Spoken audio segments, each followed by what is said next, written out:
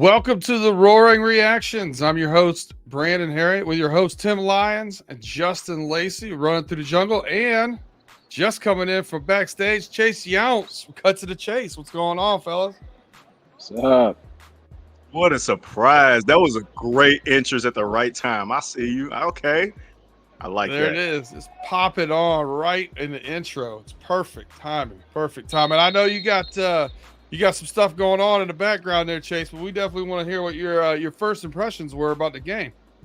Well, I won't stay on here for too long, but I will give you impressions on the game. I'll tell you that first drive, the first quarter in general, we went down the field and we had a lot of promise. We went out there and we said, man, we about to go out there and smoke y'all ass. It doesn't matter. And the big thing about this is like, you know, the last couple of games, we've had emphasis on getting the ball first and going out there, and making a statement, scoring a touchdown. And that just sets the tone for a game. What the Bengals were able to do last night on the national stage, it ain't too big for them. It's nothing like that. We already knew, after we scored that touchdown the first drive, Josh Allen's a good quarterback. They'll probably go down, score a touchdown. All right, that's cool. Let's go down and let's trade it, and then we're gonna go in there, we're gonna score another touchdown. We don't care that you scored. We're gonna go down there and we're gonna put, our foot on your throat, and we're just gonna keep doing the thing night in and night out. And that's what the Bengals did last night on offense, and the defense just stepped up, man. I mean, there were times in the second half when the offense started to sputter a little bit. I mean, that Buffalo defense isn't bad and everything. Sean McDermott, not a bad defensive play caller, but our defense was able to step up when their defense kind of figured out some of the stuff on our offense. But just overall, that's what complimentary football is, and that's why we're 5-3 at the moment. Yeah, most definitely. If you listened to Run Through the Jungle last week, I talked about I don't want this to become a rivalry. Like, I want our rivalry to be with Mahomes and the Chiefs. I don't want this. And I was glad we took care of business, most definitely. Justin, what was your first impressions of the game? Well, Chase knows from when we did our episode of Cut to the Chase last week. I was licking my chops for this game. There were three teams in the AFC. Well, he gave me two, but I gave an honorary third of an AFC team that you're not necessarily super worried about matching up against the Bengals. I said Pittsburgh, Cleveland, and my third one that I was going to honorary mention was Buffalo. Not because I don't think that Buffalo's a contending team. It's just that I think that we are a really bad matchup for that team. I really respected Josh Allen as a quarterback. I was embracing myself for a shootout, and how both of the teams started off the game with trading touchdowns for touchdowns on their first drive of the game. I was looking at it like, all right, shootout is on. Bengals kept it going, but the Bills stalled. And that was where I saw a chess match be made. The move that I saw that really defined the game was Zach Taylor playing chess against Sean McDermott on the defensive side of the ball. And I thought that was more or less the game in and of it itself. Whereas there were moments that we wanted this team to be aggressive. But at the end of the day, Zach Taylor had to be smart with his quarterback because he knows he's going to be smart. I understand everybody want to talk about the fourth down that we should have went for, but we ultimately ended up punting it, which led to the Cam Taylor-Britt interception. But my overall impressions of the game was what a absolute fist fight that the Bengals brought to the Bills. And it just really just showed that these guys couldn't hang with us no matter what. And I'm sure Buffalo's going to be fine. They got a tough road ahead of them, but this was going to be that game where they was going to see some serious adversity, and it showed it on Sunday night. And I'm glad we got that Sunday night monkey off our back. That's another thing too. Absolutely. Yeah, and most definitely, man. I was glad. Anytime you're in prime time, I mean, I like the moxie of going out there and taking care of business in prime time for sure, man. Tim, what was your first impressions of the game? We marched down that field. We scored that touchdown. I was like, this is going to be setting the pace. And then, the Bills came down. They scored the touchdown. The next they kind of just stalled out, just like Justin said. It was huge for us to just keep on that throttle that first half. I wish we kept it on the second half, kept scoring points, that is. But Man, it was impressive. It was great to see. I saw all week. People were posting this. The Bengals were 0-9 in Sunday Night Football. Man, put that crap to rest. Well, that is not the 1990s Bengals. We are not the 1990s Bengals. But in the end, we got the job done. Yeah, we only won by 6 points, but hey, W's a W. Yeah, it wasn't our most crisp effort. I will say that. Man, Joe Burrow is special. We often talk about who's going to step up, and we go through our offensive and defensive game balls. The MVP is obvious, man. He is different. He just built different. He's our MVP for sure. I can't wait to see him get a full season without having issues, without getting hurt. The other thing I will say about the specifics between the matchup with the Buffalo Bills, Rasul Douglas is not enough. He ain't the answer. T. Higgins gave that man problems last night. Chase, I know you got a lot going on, and you need to get out of here. So I'm gonna let you go ahead, wrap this up, put a bow on your segment here. What you got to say before you get out of here? One thing, can you guys hear me pretty good? Can you guys hear me all right? Yes, sir. Okay. So it's two things about this, all right? Just you're talking about how Joe Burrow is, special quarterback. He is that dude and everything. Just yesterday, seeing when the lights came on, when the lights were brightest, and him just delivering some absolutely just ridiculous ball placement, just poised under pressure, was able to get out of the pocket and just keep making plays when he needed to make plays. There was no down and distance and doubt where it's like, man, we might not move the sticks here. Every single play, it was like, man, I wonder what we're going to dial up here, man, because it was just the confidence in Joe Burrow. And I think one of the plays that really, maybe I think you guys remember this play, but like it people won't remember this play for a minute. But I think it was that second drive, and it was 7-7. Burrow gets out the pocket, and this is the second time he gets out the pocket and escapes and throws it to T. Higgins. And T. Higgins steps out at the 3-yard line, but he dives for the touchdown. Mm-hmm. Just the energy that team played with, that we played with coming out the gate, seeing, the scramble drill effort, T getting that ball, T dealing with a lot of injuries and, not having a great start to the season and everything, and just seeing him be revitalized and seeing the whole team revitalized. It all comes from the health of Joe Burrow. And when Joe Burrow is healthy, I mean, there ain't nobody that can stop us, man. There ain't nobody that can stop us when we're playing at our best in the NFL. And, it's pretty evident, and it was shown on Sunday night. That game was a 6-point win, but we all know, and I think everybody that watched knows that, it was a lot worse than what the score was. Yeah, that score was a lot. That score did not tell the full story. It was a lot worse than what it could have been. So I agree with that. Mm-hmm. Yeah, I mean, Burrow makes his accuracy is so pinpoint. He makes a lot of those difficult throws look super simple. Even the touchdown pass in the back corner of the end zone to Irv Smith. I mean, he might as well have walked up and handed him the football. The cat was just perfect, right there. And if Irv Smith would have dropped that, Tim would have been on his way from Seattle to Cincinnati. I would have fired his ass right there. I'd have been like, get out. Oh my gosh. Me and Justin would have welcomed him off the plane, be like, hey, let's show you around. Let's go to Paul Brown Paycor Stadium. Here we go. But give me your playbook. Get out of here. Oh man. No, it was good. It was good to see, Irv Smith made a couple plays. It was good to see Tanner Hudson back. It was good to see the tight ends Drew Sample. Got to give him his flowers. I think that's his first touchdown catch as a Bengal. I've never seen him catch a touchdown. I tried to recall. I'm like, I had to think about that. Get the end zone? Like, have I ever seen this happen before? I don't think I have. They said first of the season. I don't think it ever happened. That might be the first of his career. Did anybody else like the inner monologue here, rumbling, bumbling, stumbling when he was headed into the corner of the end zone? Because that's what that was playing in my mind. Like, this is a labor of love. This is his first touchdown since 2020. When did he catch a touchdown pass? Pre-COVID. It was in 2020. He caught a tutty pass. From where? What game? Do you remember? I don't recall this. Hold on, I'll pull it up. But go ahead. I have no idea. I'll go off memory. Hold on. thought he got hurt in 2020 during the COVID year. I just don't recall it at all. Yeah. Under his stat line, it shows 2020 he had 1 touchdown. Be in the preseason? Maybe the Giants game in 2020. That's regular It could season. be No, that, not the Giants. Not the Giants. My fault. not That's Washington. That's an awesome question. Wow.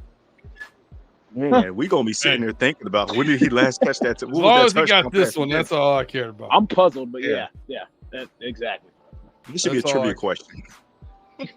I was, listen, it was a good win to get, most definitely. It was one that I felt we needed to have still. I still think we're in that need to have them situation, especially with everybody in the AFC North winning. We knew that going in. So, big win. I think we still left some points out there, though. There was some shooting ourselves in the foot with some unforced errors, penalties, pre-snap penalties. Alex Kappa had a couple, and there was one on the field goal that I still haven't been able to spot. Evidently, Orlando Brown had a hair move or something. I didn't see the false start, but it was called. And I don't know, man. There was just a lot of, that the one drive was the worst too. We got the ball down to 23, and then all of a sudden we had a punt. Yeah, that was tough. I mean, the penalties kind of ruined our mojo in the second half, to be perfectly honest with you. I thought the Bengals was just dicing them up still in the second half like they did in the first half. It's just that penalties. I can remember a holding penalty get called on Kappa, and I thought that was really kind of weak, if you ask me. Yep. But it did work both ways too. I mean, Joe Burrow finally get a roughing the passer call, and I didn't think that was a good roughing the passer call at all. Like, I thought it was a clean hit. There was another hit where he hit a face mask, and they didn't call that one. They called the roughing the passer on the one that they shouldn't have. I swear he gets hit in the face like 5 times a game. You know what I'm saying? Like he is at least 5 or 6 times a game. And another thing about that, like there were times we were dicing them up, and the Bills started to, they're like, we're gonna play more man to man, but we're also gonna send a lot of pressure and everything. We're gonna do some simulated blitzes, but at the same time, it's like, we showing 6, we're going to send 6. And they got some hands up on Joe Burrow's passes and knocked some of those down.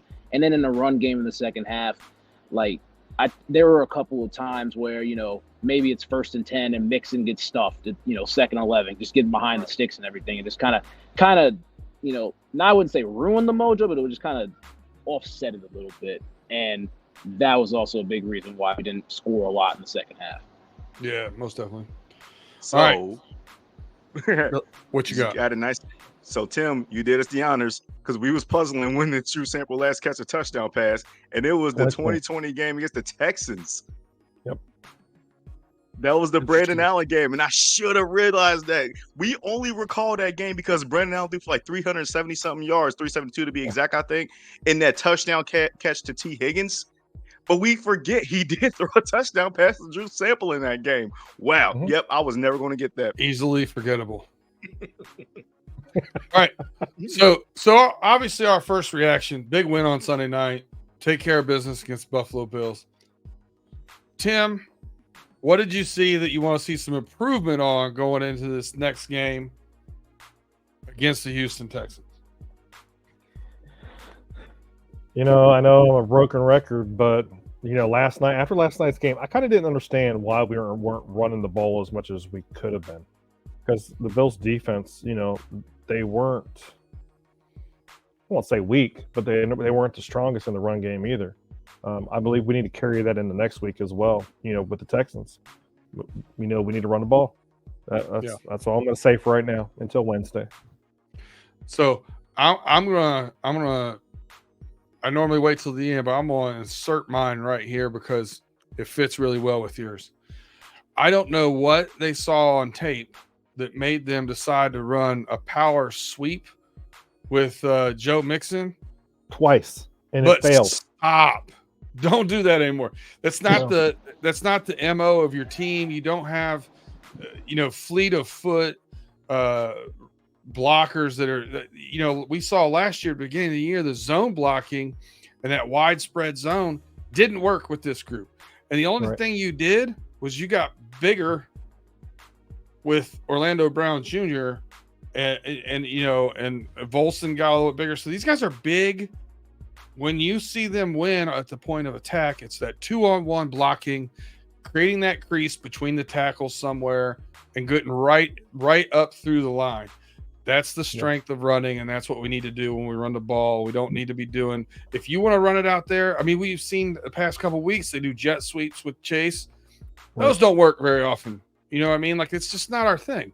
And even the screen passes aren't working to Chase either. You know, they're being shut down. And, you know, I'll give credit to the Bills last night. Those nickelbacks, they were shutting that down. They were anytime they went to the left, they were shutting that down. Listen, they were, but most of the – not most, but I'd say half of the tight end plays were off of fake screens. Yeah. Where they slip the tight end through after faking the block. And that, I think, you know, you got to keep that in mind. If they're going to come up and pop that chase screen, then we're going to be able to scoot somebody behind them, and that's an easy 10 to 15 yards per attempt, really. Funny you say that, Brandon. Remember last year against the Bills in the divisional round, we did the exact same thing and scored Hayden Hurst a touchdown. We ran the exact same play, different formation and everything, and you got Tanner Hudson on like a 15-yard catch and everything. You know, the fake screen game has been big, involving Chase and a tight end, or maybe even Tyler Boyd, like we saw last week, where it was Boyd on a fake screen, Jamar slips out for a touchdown, which that's normally not going to happen because he is Jamar Chase. But having Jamar involved in a fake screen and getting those tight ends involved and getting easy catches like that, I mean, that's big. And we've seen it before against the Bills, and then deja vu big on Sunday night. Yeah, and that reminds me, the other thing, when you talk about these two quarterbacks, you talk about Burrow versus Allen in comparison. Allen, extremely talented, running, throwing, big, strong, physical, has an absolute hand cannon.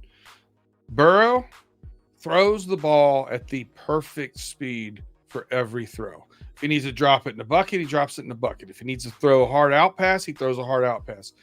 I don't see that. I think that and being a little more reckless with the ball is where he's a little bit better than Allen in my mind, my point of view. So I do want to go ahead, Jim. Go ahead. No, I was throwing it to you, my man. Oh yeah. Well, I was just going to say I think that the Bengals actually game plan perfectly to utilize their tight end collections to make sure that it can throw a wrinkle in the Bills' defensive game plan.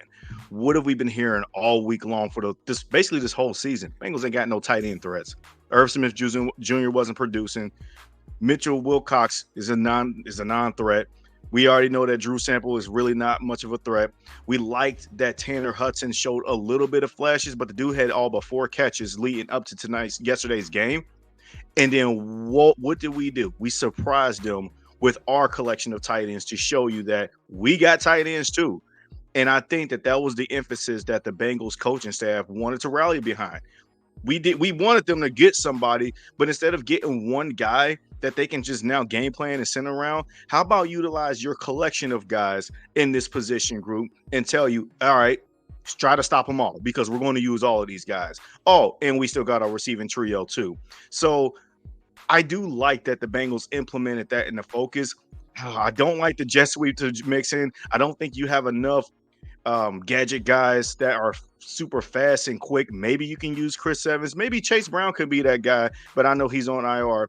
So the only other person that you can do that stuff with is Jamar because he has the speed, but defensive keyed in on Jamar. And it's like 3 guys follow him no matter where he goes. So a lot of the times where you think you want to have happen, it doesn't really happen to the way you want it to. But Burrow is such a smart quarterback that he knows how to mentally adjust to their adjustments. So that's what I wanted to say about the Bengals offense. You know who that play works for? Chuck Sizzle. Yeah. Yes. When he comes back, that play might work for him. But right now, we ain't got no business running it. None. All right. We're going to take a quick break here, pay some bills. For those of you watching on YouTube, just chill for a second. We'll be right back.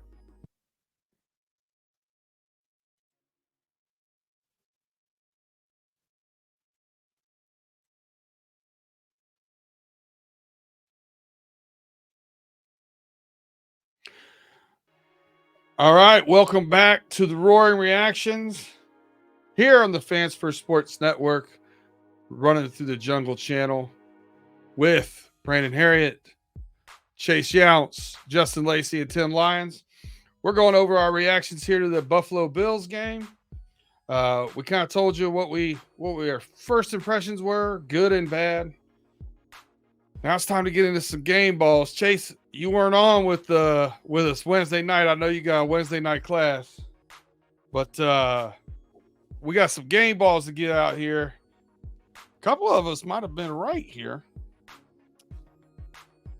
So I'm gonna let you tell me, Chase, who would you give your offensive game ball to? All right. Well, I think there's a couple obvious ones. You know, the 9 to 5 job. It's pretty obvious. Those are two of the game balls. I'm gonna give one actually to Jermaine Pratt. He made one of the biggest That's defense. You said offensive game ball or what? Yep.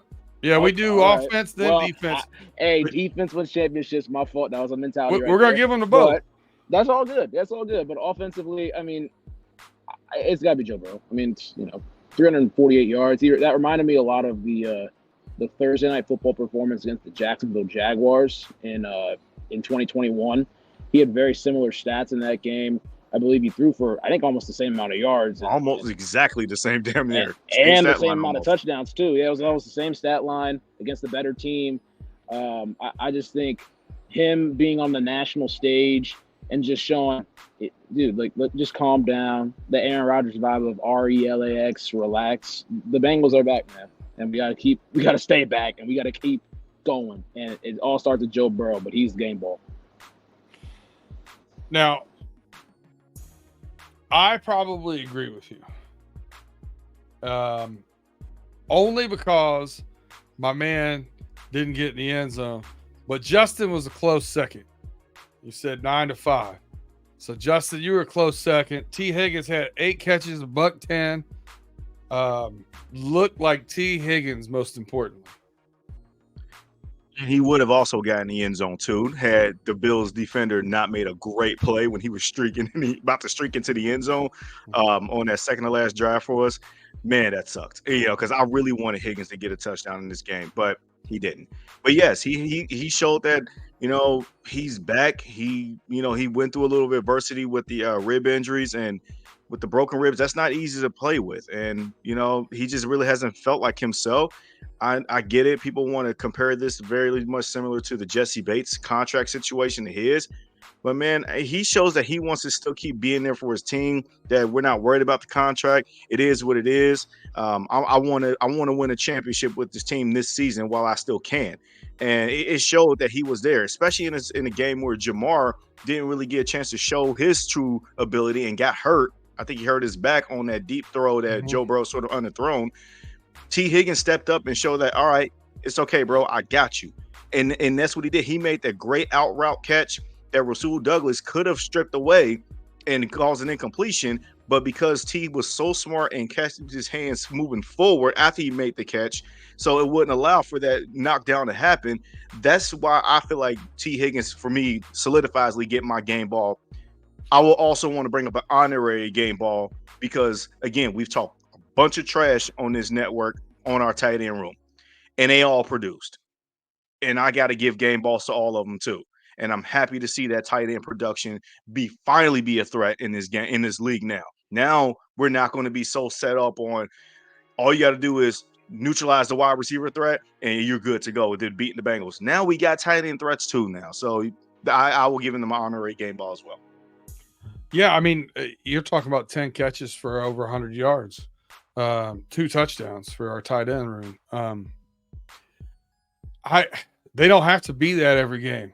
They just have to not be a glaring weakness. You know what I mean? Right.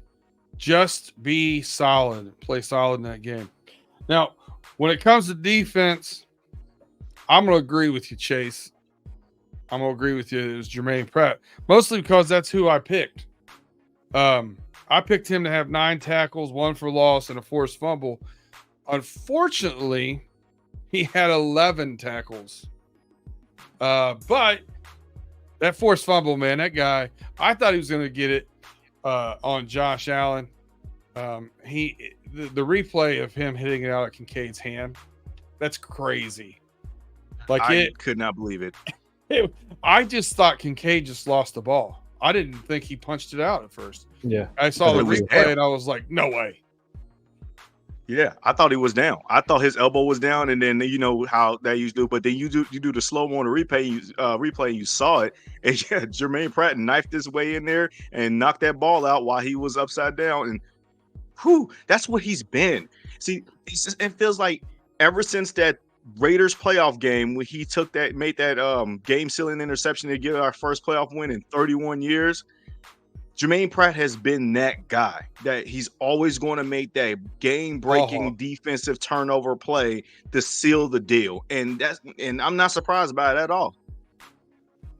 Yeah, our guys, like our linebackers, may give up some catches to tight ends, but they always keep the ball in front of them, and they're good for a turnover almost every other game between Wilson and Pratt. So I think we're sitting in a good spot, especially for what we are paying those guys over the next few years.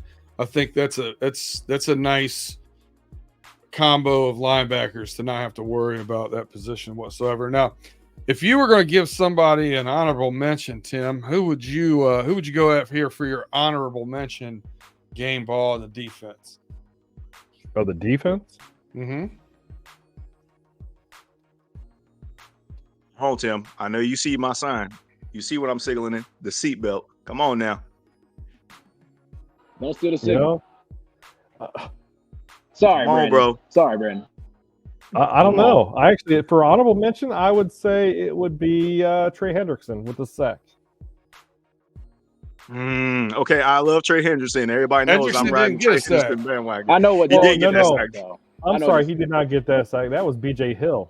That was B.J. Yep. Hill. And That's Sam B.J. Hubbard Hill, with the okay. upside down flip on his head. Yeah. Come on, man. Come I on, don't man. know. Cam Taylor-Britt. He baited Well, Josh Allen to that whole shot and got that pick. Yeah, I totally forgot about that just now. I'm just like, yeah. What you doing this seatbelt stuff? Under the We're seatbelt, bro. rolling the boat Down. down there, but yes, CTB does deserve honorable mention because Jermaine You Pratt. got in He's the Stephon definitely Diggs head. I'll tell you who I'm gonna give mine to. My honorable mention is different. This guy had a really hard time in the first 4 or 5 games with some missed tackles that were uncharacteristic of himself. But Mr. Mike Hilton came up and played basically like a linebacker when we needed him to. Right. I was very impressed with his game. He had double-digit tackles out of a slot corner. Yeah. I gotta mention one guy, and he's not necessarily going to get a game ball, but I gotta recognize for his efforts on the field yesterday, and that's Nick Scott. He was the one that made the tackle on Dalton Kincaid to be elevated into a flip somersault metric to Jermaine Pratt didn't be able to knock it out. Nick Scott being just like Irv Smith Jr., just like Drew Sample, he has been bullied by his fan base, myself included. Now, I'm not still saying he's a great safety by any means. I still want Jordan Battle to get more snaps over him moving forward. But, man, he showed that he was ready to go. And the taunting penalty by Josh Allen, and he was pointing directly at Nick Scott, it almost felt like it fueled Nick Scott's desire to beat this team even more, it felt like. And I watched him play, and I was just seeing he was in on damn near every tackle. I think he does remember what happened when the Bills played the Rams beginning of week 1 last season. Josh Allen stiff-armed the living hell out of Nick Scott when he was with the Rams in week 1. And I think that Nick Scott didn't forget about that. So he didn't make any big-time hits on Josh, but what he did do was make some impact tackles. That Dalton Kincaid obviously making that big-time tackle to set up Jermaine Pratt for the fumble. So I got to shout out Nick Scott, man. You showed up and showed out last night. Yeah, I thought it was his best game of the season. Pretty clearly to me. As far as just being in the right place, being around the ball, like you said, being active, not having any missed tackles again. Right. He's been pretty notable for that too. But here we are. We got our game balls given out.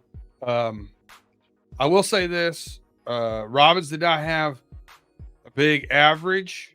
I think his average was 39 yards a punt, but all 3 punts were down inside the 20. Mhm. So grain of salt with that. He did what he was supposed to do. So you look at us at 5-3, getting healthier. Joe Burrow looks like himself again. And we're still in last place in the division in the AFC North. It's a wild time to be in the AFC North right now. If the playoffs started today, all four of us would be in, all four teams. I don't know that I've ever seen that halfway through a season in my life. Never. It's never happened, I don't believe. Now, Justin, what's your thoughts on the AFC North? I get it. Right now, technically speaking, we're last place if you look at the division record, conference record, and all that good jazz. But let me tell you something. I don't care about that. If you're hearing the national pundits talk about us, man, they talking like that we're the top 3 team in the AFC and also one of the top 5 teams in the NFL, period. You can't ignore what Baltimore's doing. They just put on another shellacking against the Seattle Seahawks at home yesterday. And I'll also need to state this. I know that it is a very popular thing and an innate thing to have us naturally root for our teams to lose. But man, I'm really tired to every time I go on Twitter, people complaining about the teams not losing for our benefit. You got to learn how to embrace this challenge. I'm learning to understand, like, dude, as long as I got number 9, I'll be fine. I don't care what Pittsburgh does. I don't care what Cleveland does. I don't care what Baltimore does. They all got to see me at some point again, too. But Baltimore is legitimately playing like the best team in the AFC. I got to give them credit. What they did these last few weeks have shown me that if anybody can beat the Chiefs, not only that I've always thought it was us, but Baltimore can do it too. Now, we haven't seen Baltimore obviously go through the gauntlet in that level in the playoffs like you've seen us do it.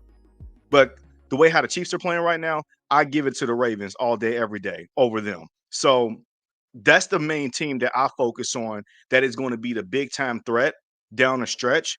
And the fun thing about it is we both got tough games coming up, us against Houston and them against the Cleveland Browns before we meet up on Thursday night in M&T Bank Stadium. So that's going to be a fun one too. But at the end of the day, we got stuff to do in Houston first. Well, here in Cincinnati, but we got to handle Houston first, man, because CJ Stroud, he ain't no joke. I loved his performance yesterday too, and I can't wait to see that matchup next weekend. Yeah, that'll be covered on, I'm sure, Cut to the Chase. That'll be covered on Running Through the Jungle. So make sure you like, subscribe, rate, review, share us with friends. Come see us. We're every week talking about everything you need to know about Cincinnati Bengals. I even, we got Pay Dirt on the channel, and I even threw around some pretty good picks on Running Through the Jungle the other day. I don't know, man. I don't know that futures bet for the Bengals game. That's over 9.5 nice. wins. I might cash that out. That's easy money. But no, for those of you watching on YouTube, you've been watching Chase walking around and whatnot. Our man's over here doing it. He's right now over at the women's basketball game at UC, and just always hustling, always running around. We appreciate you jumping on, Chase. I know it wasn't easy. But what are your parting shots for the day for the folks? Parting shots? Should have put us down while we was down, but we up now. I like it. I like it a lot. Tim, you said you got a good one. I do. First, I want to say congratulations to Army beating Air Force this weekend. 23-3. Gotta love it when my alma mater beats Air Force, who was ranked in the top 25. Yeah, it was a big upset. Big upset. Huge upset. Very big upset. My other thing that I want to say is Happy Veterans Day to all the veterans on Saturday. Thank you for your service. We appreciate your service. And one more thing I want to say is rest in peace, Pat Tillman. I actually served with him at the Ranger Regiment here in Fort Lewis. He was Captain America. We miss you. That's very good, Tim. Very good. Thank you for your service as well, Tim. There's a sacrifice out there not very many people are willing to go through, for sure. Thank you. Justin, top that. I can't top that, man. Thank you so much for your service, Tim. I'm sitting here shaking my head, Thank just you, like Tim. ready to Thank tear you. up. You know what I mean? Gotta give you all kind of Thank you, guys. credit in the world. Because that is absolutely true. Especially in this day and age where this country feels like it's so divided. You don't know what people would commit those livelihoods to with joining the military like that, like you have done and gave your life for a lot of those years. So thank you so much, Tim, for your service. And I'll leave it at that as well.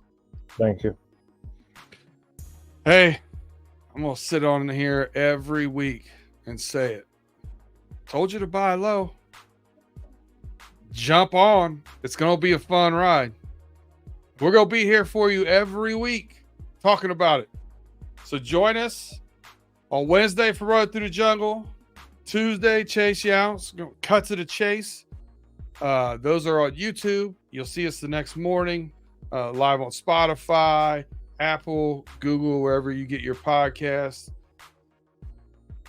Last thing I got to say is Who Day, and we out. Who day?